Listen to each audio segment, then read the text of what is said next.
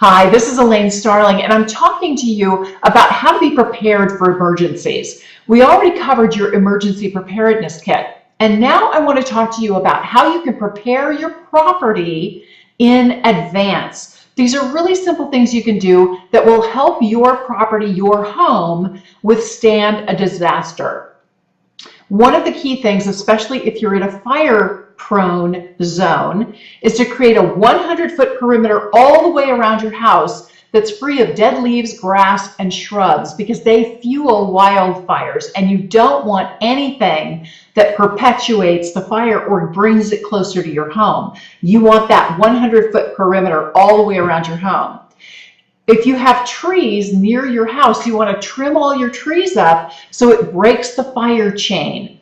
If there is a grass fire, grass burns really quickly and it'll move right through. If it can't easily catch fire in the trees by catching leaves, because you've trimmed everything up, trim that skirt up, make it hard for the tree to catch fire. It will definitely make a huge difference.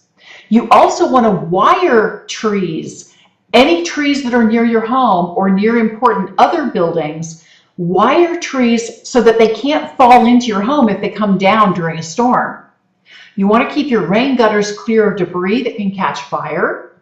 I also strongly encourage you to install fire-resistant vents, both along your crawl space at the bottom of the building as well as up in the attic along the eaves.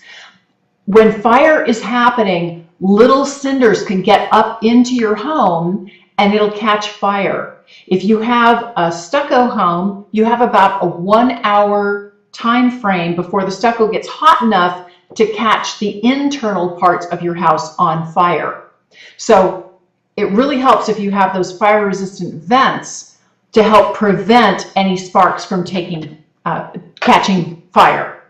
You also might want to look at installing an extra water tank, like a 5,000-gallon tank that you can use with fire-resistant foam systems. This is where you can actually hook up a fire hose and attach a foam system to that fire hose and spray your house down with fire-resistant foam. It is good for a good 8 to 10 hours, and it's really, really effective at helping reduce the ability for your home to catch fire. You want to get a backup generator so you can keep your refrigerator going and charge your cell phone during a blackout. Install storm shutters on your windows or make some plywood covers ahead of time and number them or label them in some way so it's really obvious what goes where. And you might want to practice once or twice too. That's a good idea. Take the time to have your precious photos scanned and put on a memory stick or store it up in the cloud on Dropbox or a similar service. Take a video of every single room in your home. Do light fixtures all the way down to carpets. Open drawers and closets so you can record the contents of everything in your home. It could really, really help you when you have conversations with insurance companies later. Create an evacuation plan, including one point of contact for everybody in the family, and make sure you've got their cell phone number, their email, and their physical address. So everybody knows one person they can get in touch with who's not in the immediate impact area. That's super important. Now, there are some also really basic items that you need to survive that you should be keeping in your home in case you don't have to leave the home, but you're stranded inside. And the first one is water. Every single person needs a minimum of 1 gallon per day, and you need to have at least 3 days set aside for both drinking and sanitation purposes. Double if you're in a really hot climate, if you have young kids, or if you're nursing. Bottled water is definitely the best, and make sure that you have enough water for your pets too. You also need food. You want a 3-day supply of non-perishables and a really good can opener. Pack some protein, fruit, and vegetables, but you want to make sure they're in a form that stores very easily, like cereal bars and trail mix with dried fruit. Include some treats that have a really long shelf life, like Tootsie Rolls. Store your food in pest-proof plastic or in metal tubs, and then keep it in a very cool, dry place.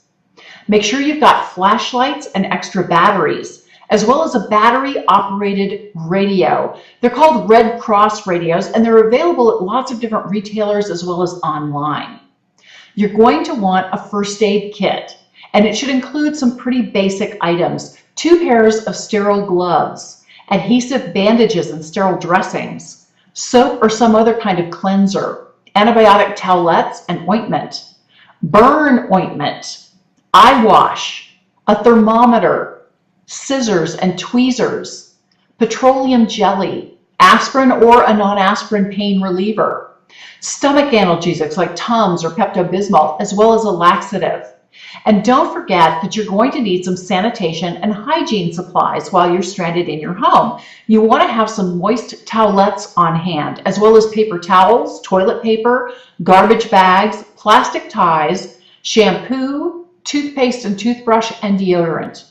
All those things should be extra backup items that you have in a special emergency kit area. These aren't the ones that you use every day, because you might not be able to go into that area of your home if there's a tornado and you're trying to wait out a hurricane.